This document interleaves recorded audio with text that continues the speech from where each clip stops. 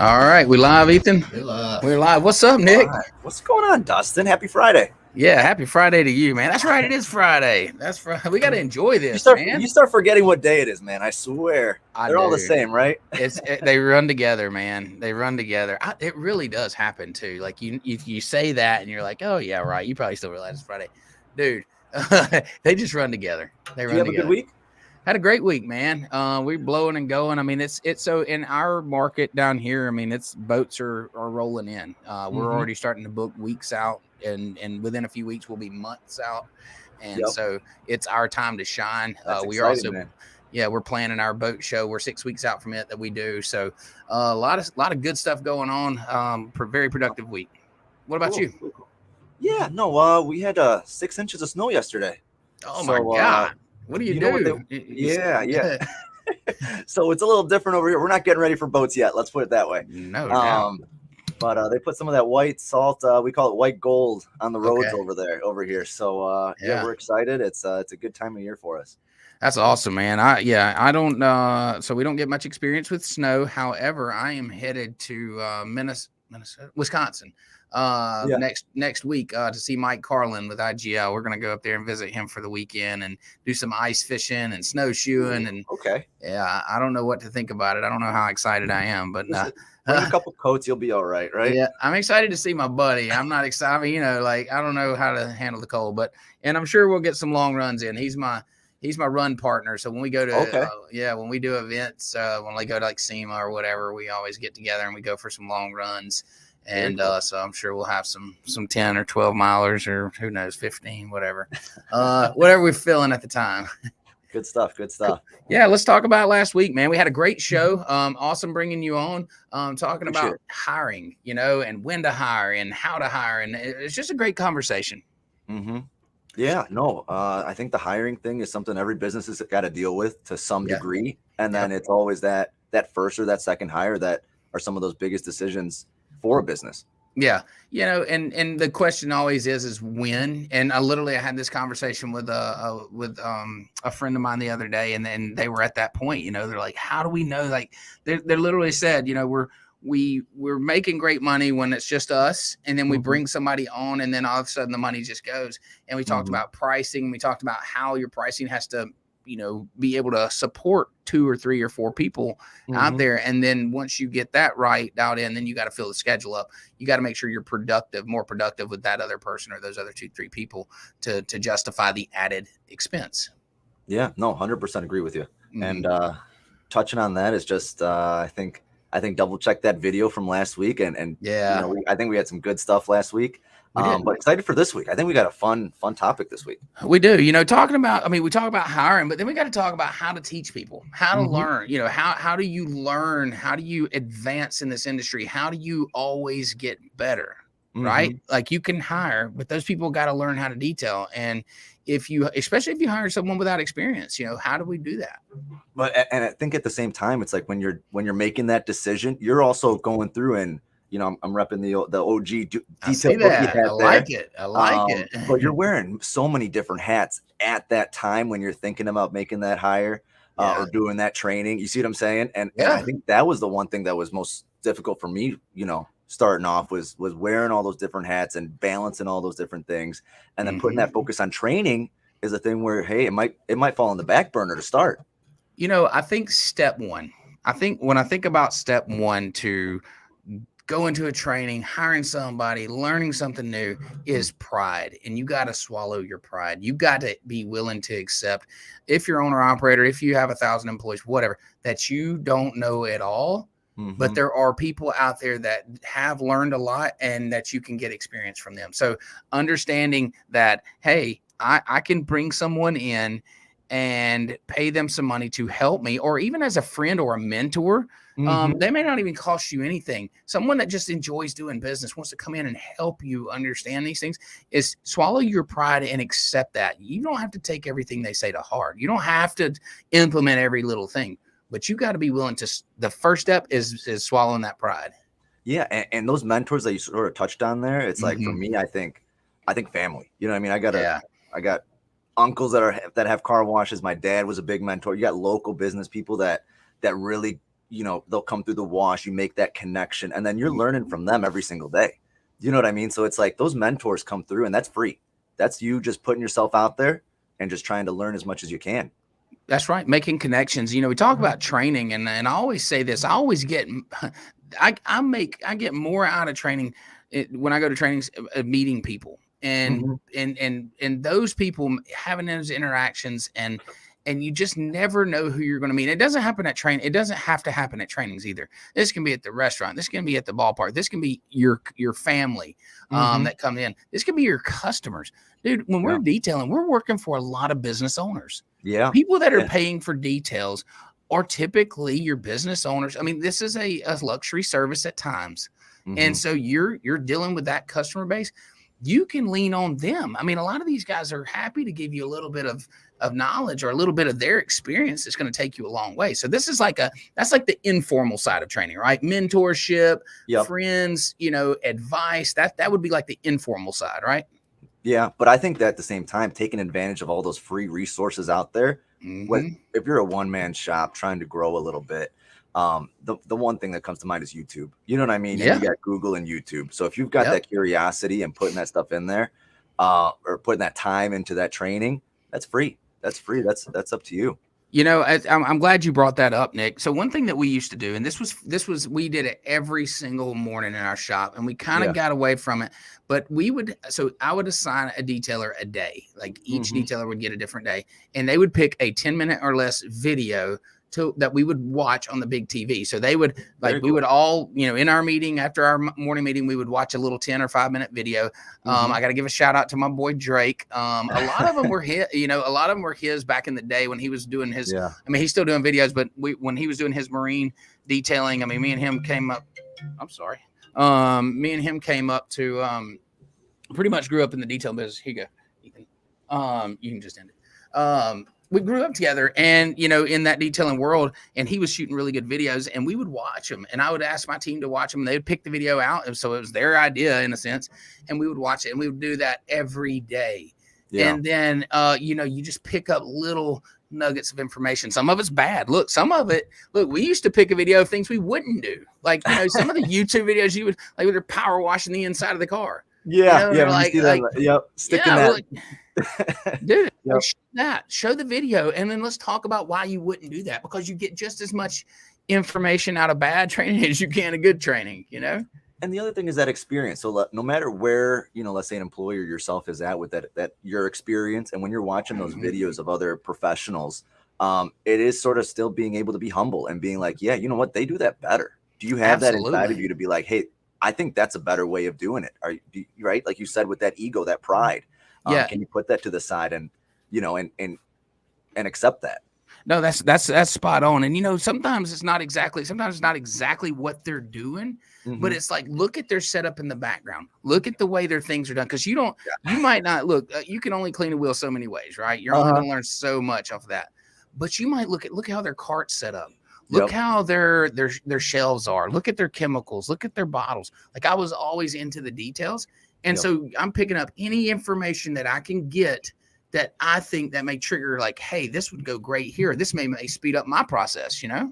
Yeah, you hit that nail right on the head. What's funny is I actually watched some videos muted, because I'm actually looking at that surrounding when we were building our detail van, and I just wanted to see what their setup was like. Not that their information wasn't important, but I'm there trying to figure out, okay, hey, look how this hose is connected. Oh, look at these quick connects that they've got. You know, they're successful. They've been doing it. They've got more experience in certain things or how they built it. And literally just that background knowledge is sometimes even more valuable than what they're saying.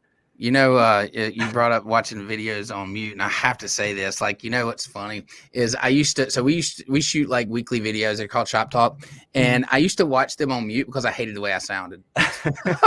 So I was like, I would watch all the videos until like Jessica's like, oh, we should do this different. She's like, have you even watched this? I said, yeah, but I watch it on mute, so I don't have to hear myself. So, but it's a little different than what you're talking about. But you know, I used to. Watch I hear you. No, I hear you. 100%. No, so, you know, and we're talking about guys that that listen, you can do these things. These are free. You can start tomorrow.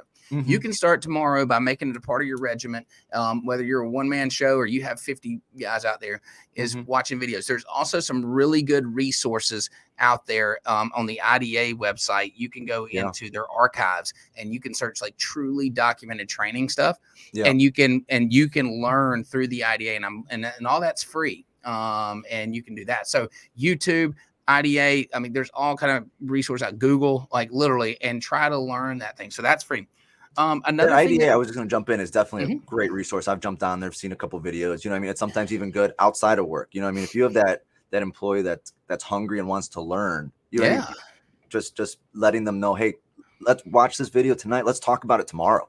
Right. You know what I mean? Right. See if they want to put in that time, and that's always exciting. And they do generally, because this is what they do every day, right? You know, these are the things that this is the things that matter to them. If you got a guy that's, you know, working for you and he's detailing every day, like he wants to see other people doing it. He or she, they want to see other people doing it. Yep. And so, like, if you can give them videos or give them opportunities to see other people, like, that's relatable to them. And I think that's why going to like these trade shows and stuff are so cool, because you get to experience other people going through the same problems that you do. I think we have a question, guys. Okay. What you got? All right. Question for Dustin and Nick. Hiring is a huge step in any business, but what do you guys learn the best way to keep those loyal employees? Appreciation bonuses, promotions. Nick, I'll let you go, and then I'll sure. You know what? Over appreciation bonuses, I think the open communication. You know what I mean? Because it's that day-to-day stuff. You know what I mean? Making sure that they've got a place to go, and whatever they're trying, what their goals are, whatever problems they might have, knowing that they've got a resource to help them grow and those goals. You know what I mean? Is my number one thing that I try and make myself available. That time is the most valuable thing that I have. It's huge. Same here. You know, I like the glass ceiling approach. So there is no max. Like when you're working here, there is no, you've reached that moment of maxed out. So if you're the best detailer and you want to, you know, you're not just going to be the best detailer. Like, I'm going to have you run another detailers or training new detailers, or you may be a shop manager. We may open up another shop around you, but there is absolutely never a point where you're going to max out either financially or position wise. And that's what keeps everybody so driven at our shop. That's what I feel. Yeah. And then we also do offer a profit share within the company. So when the company is profitable, we split out 20% of the net evenly amongst everybody within that company. So every full-time employee within that company. So great question. How to keep people driven. It's easy, you know, show appreciation. You know, show them the opportunity, keep showing them the light. It's not always going to be fun. It's not always going to be exciting, but you know what, as long as the long-term thought is there, it's like, hey, we want to build with you. We want to do things, you know, just hack it through now. And, it's almost that transition from job to career. I think that's an easy way of putting it. It's like, hey, you know what? If they really want to be here and they love being here, I don't want you to feel like a job. Let's figure out what interests you. The career path. You know what I mean? What is that career path to make you, you know what I mean? Not just detailing, doing something else. You know what I mean? Whatever it is that really drives them is important.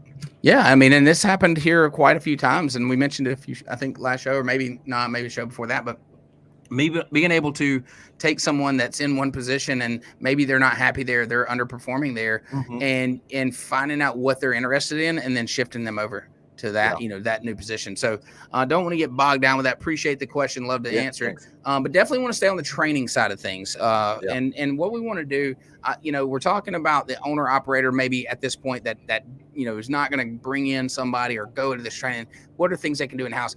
One of the things that we used to do, and we still do, is we go with our local like salvage yard and we get car hoods sent over.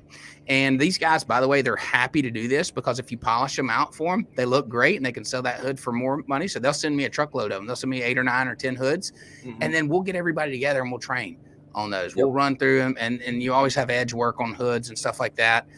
So you can really do good training on that. That's something for free. Like you can do that tomorrow, and learning how to use, you know, trying different products, learning different, you know, techniques with your polisher. And I took the words out of my mouth. We've been doing that too. We've got a body shop right next to us. So sometimes we get a hood that's not completely, you know, able to work, but that's either going in the dumpster, and we've got a good relationship with them. If they've got a clean hood, they just drop it off. Yeah. And it's almost like the other stuff we said is all like watching. Listen, if you're a hands-on learner, you can only take so much away from the video, and you want to go, go try it out. Try it out. Yeah. So having something like that and understanding that people learn in different ways, and having, a hood or a practice car, or, their car, whatever it may be, is always really exciting. And you get a really good sort of morale boost from that too. It is.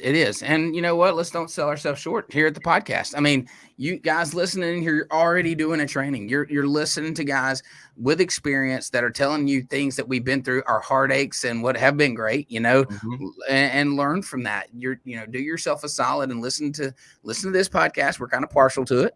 But listen to other. I think it's the best podcast out there. Let's just put it. Well, you know what? I would have to agree. I think it's the best detailing podcast you can get, and not just cap it there, right? It's a business podcast. You know what I mean? It is. And I think that's something that's really exciting, and that communication, those questions, those things that we can help with, that's what it's for. Well, and I think that's where the value is, if you're going to ask me to teach you how to run a polisher on this podcast, that's not what this is about. There's a million of those things out there, and you can learn a lot yourself. But when we talk about business and we talk about things that you can do and experiences that we've had, we can, we can speak to that and really help maybe eliminate some of those things that you're going to do along the way that just make it a lot easier. And whether that's cost you time or dollars, what I mean? That's our goal, is to save you time and dollars with whatever questions or wherever you're trying to go with the business. That's right. So let's talk a little bit further. Let's go. Okay. That was owner operator free training, things you can do yourself. Let's talk about now. I've saved up some money. I want to spend some money on my company, my business, some different options. And I'll speak to mine first. What we just did recently, we do this annually, and we bring in an outside consultant. So we use Prentice St. Clair. He's been in the business a long time. There he is right there on cam. And he comes in and he does a 3-day deep dive into our processes, into our pricing, into our sales process, everything. He meets with managers, myself. We have one-on-ones, we have group meetings, and he is getting a bird's eye view of how this company operates. And then at the end of those 3 days, he goes and writes a full report on what he thinks that we can improve on and things that we should look into. And that is a very in-depth training and in-depth way to really dive deep in your business. Yeah. And I think something like that is extremely valuable, because you're getting a non-biased point of view. Yeah. I mean, they don't have any stake in the business. They're coming in. Their job is to find those mistakes. I'm glad you said that. Yeah, I want to say this. So we are emotionally connected to every decision that we've made building this business. So whether you're, owner operator, every decision you've ever made, you're emotionally connected to. So you are biased. That means that you think that's probably the best way. Yeah. No matter what. So someone else coming in may look at it and say something as simple as, why do y'all keep the towels over there? Well, I don't know. It's just kind of what we were thinking when we set up, and that's what we had in mind. Well, he's like, that's ridiculous. They're walking 10 extra steps to get to the towels before they go to the blah, blah, blah. And you're like, holy shit, I didn't think about that. Or it's just the way we've done it, Yeah. And so those unbiased, outside bird's eye view looking in opinions and thoughts are valuable. And that quote right there of, that's just the way we've done it. I think that should be the quote of the video, because it's it's real. It's real, because unless someone else tells you, you're like, that's just the way we've been doing it. Oh, what I mean? Whether you're just by yourself, you got 50 employees, you're bringing training out, you're going out for training, that's just the way it's been. It's a really easy way to fall into that stagnation in a way. It's a progress killer. It's a progress killer. And, I always say if the best way to really know if you know what you're doing or not is have to teach it. When you start to teach something, because the first thing they're going to do is why do you do it that way? Yeah. And if you say, well, that's because I was told to, you don't know it. You don't know what you're doing. I mean, well, that's just because Dustin told me to. No, wrong. Why do you do what you do? Right. And then if you can teach that, then you truly understand it. Yep. 100%. Now on the flip side, right. You brought somebody in. I got out of the cold. I went somewhere warm. Okay. I went down to San Antonio. We did a little, we got PPF certified with, I'll give them a shout out, Expel there. Nice. Great product. Yep. Yeah. There's a little diploma. Nice. Man, that kicked my butt. I'm just going to be honest. That was something really? I went in green as could be. And it was such an awesome experience. But in the bigger picture, it's more about mentally going and removing everything else. You're going there to train, right? Yes. We stayed at a hotel that was walking distance. We were there from 8 a.m. to 5 p.m. 4 days straight of just straight working, just trying to get better. Right. And that's where I challenge the viewers and the people wanting to start and maybe go on a trip like that. Just make sure you're mentally ready, because it's not a party. It is something where you're there for the business and to better yourself. Yeah, you're separating yourself out from the business and you're really getting clarity. You take that time, take it serious, and squeeze that sponge for all it's worth, because you know that's what you're paying for, and everything that you learn there is the more you learn, the more value you got out of it, obviously, and that's the idea behind it. Yeah, no, it was a good time, and we even finished it off the last day. We got certified. We went to a rodeo. Never been to a rodeo. Oh, nice. That was very cool. So it's like, look, and then we jumped on a flight that night, and we went back home, and we went back to work the next day. You know what I mean? Yeah. It's just like, it's just making sure you're ready to take that sort of that dive for the right reasons. Because even that, they were telling me, like, people come down, you know what I mean? They'll come in hungover the next day, you know what I mean, and not get the full value out of it. And I think that's really important to get in that right mindset. Oh man, so I go to trainings all over the US. I go around and speak at them, and you wouldn't believe, I see these guys come in an hour late. I know they've stayed out all night, and like, I'm like, guys, you're spending money on this thing. Like, this is the opportunity that you have. Like, you can drink a beer any other weekend, like whatever, dude. Take this serious, get to the training on time. And then here's another thing. They should, not all trainings are created equal. So you need to make sure that you're vetting them out. If I'm a guy saving my money, fixing to make this decision, I want to be careful as to what training I'm going to, and make sure it's not just a total product push, but I'm actually learning something as well, or something to take on. Now, if you're wanting to add a new service, like a new product, then that's, that there's a ton of good trainings out there. Got to shout out my boys IGL. Like, I mean, they do a wonderful job at their training facility. Definitely all of their trainings. Like, if you have an option to go any of them, go to it. They are fantastic. They also bring in like Rupes, and they bring in other, they bring in Detail Bookie. I mean, but they bring in other products. I mean, other suppliers, and they make a great training. But you need to vet those out. Don't just go to somebody because they stuck a sign in the window and said they're a trainer. Vet them out. Look at their background. Look at what they've done in the industry. How long have they been here? What are they doing? That's letting them call themselves a trainer, and making sure that your dollars are well spent in that manner. And then that next step is sort of like, hey, if you're going out to a trainer, what about the shop that you're leaving behind? Absolutely. Right? Is that shop, is it humming? Is it able to be open? Are you the one-man shop? Is it closed for a week? You know what I mean? I think that timing is something that's really important too, to keep in the back of your mind there. Well, let's speak to that. Let's just say you're owner operator, right? You're by yourself, or you and a helper, and you're going to do this training. It's going to be 3 days, and you have to shut down. Do you know that there's value in marketing that? Like, you tell your customers you're taking 3 days to go advance yourself in this industry, and go learn, and then capturing the photos, and then sharing that post and saying, hey, I spent this much time, and I wouldn't put a dollar amount, but paid money to go do this thing so I could serve you better. And put that positive spin on it too. You know what I mean? Absolutely. That's what you want to do. Customers are thrilled to hear that you're learning more, and that you're going to be able to better serve them. It's just a good marketing opportunity. I think so too. Yeah, I think that's a really positive way to put it. Just in case, even though if you're not at that place where you could leave and have that shop, humming while you're gone, and there's nothing wrong with admitting that either. Putting it out there with that positive spin with the customers is something that's really valuable. Yeah. I think it's good. And then if you're a big company and you have employees that you're leaving back and you're going to learn, you need to make sure that baby, like you said, is singing like a sewing machine. You want to make sure that there's a plan in place. Perfect example. My shop manager left for the weekend, or left on Thursday, took off a few days to go to watch his son in the state wrestling tournament. And he wrote out, like, he typed out what he planned to happen each day and what teams were going to do what. Even though we have our schedule and it's fluid, he had a plan. And then he got with leaders in the shop and said, this is the plan I want you to execute while I'm gone. And so, like, these are the things that you need to do in order to prep everybody out and make sure that they know what they're doing while you're gone, so your phone's not blowing up and you can concentrate. Yep. I was we booked the flight like a month or so. I went up to my manager. I'm like, look, just don't burn the place down. Right? I'm like, listen, just no fires. Call me if there's a fire. Yeah, But, just you know what I mean? But having that 110% confidence that I know it's not gonna, you know what I mean? There's no fires Absolutely. happening. That's really special. Mine's like, don't call me unless the building's on fire. And then don't call me, call the fire department. Well, and then I'll be like, yeah, did you call the fire department first or second? Right. You know what I mean? Look, man, that's terrible. No, but that's the truth, you know. And one other thing, you know, and I think we can probably kind of start to sum this thing up on trainings.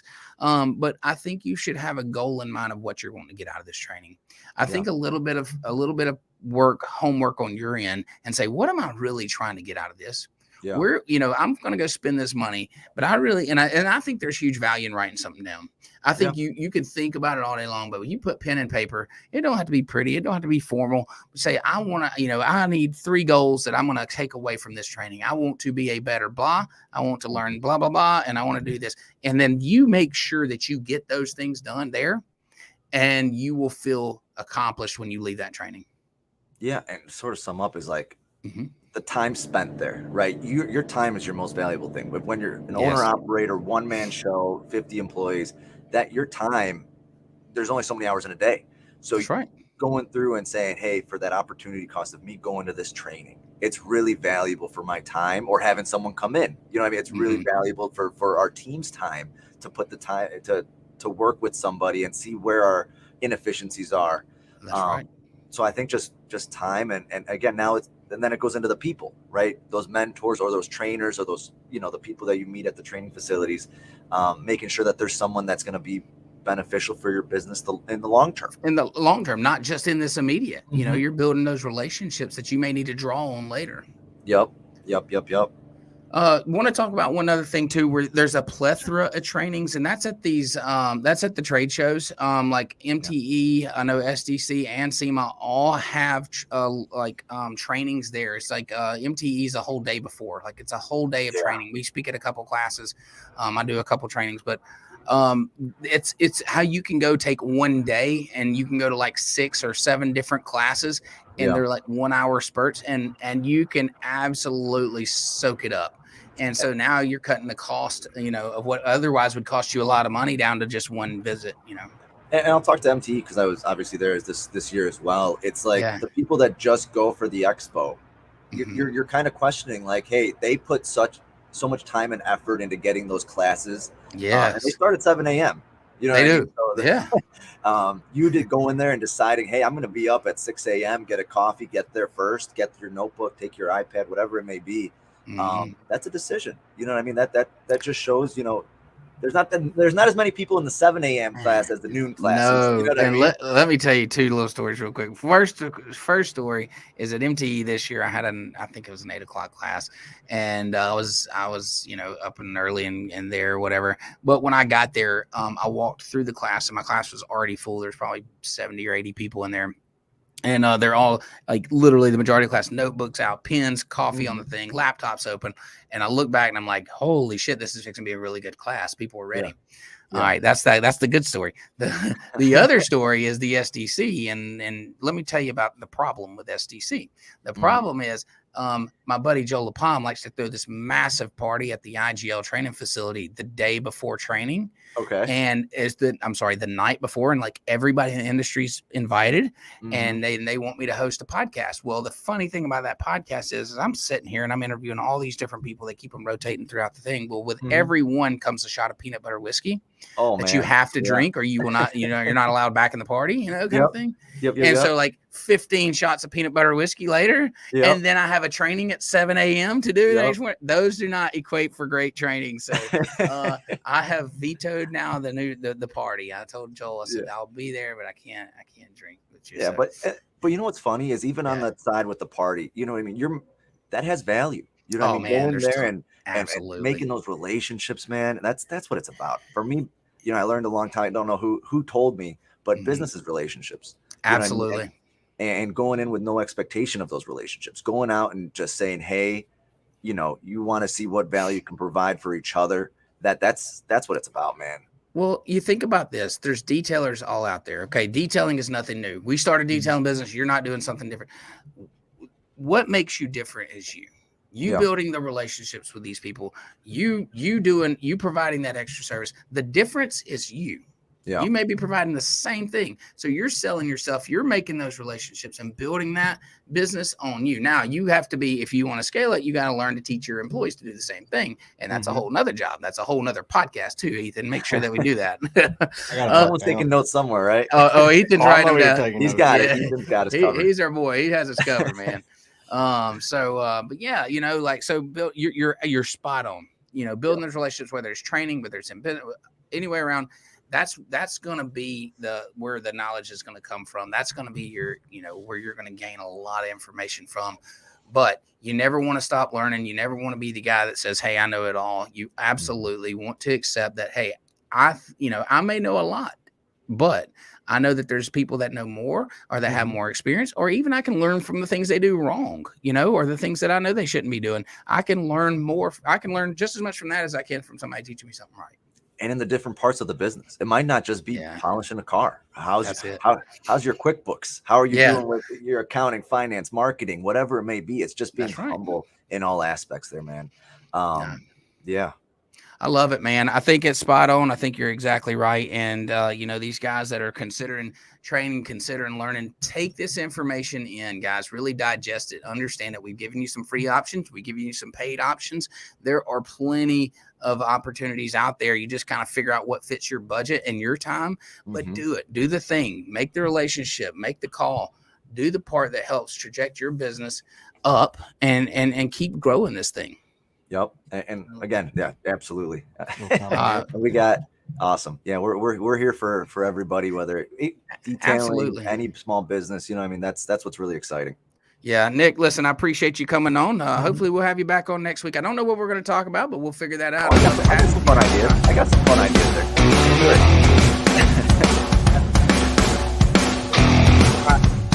there. I don't know all the rest of them. So come check us out. We appreciate y'all. Appreciate it.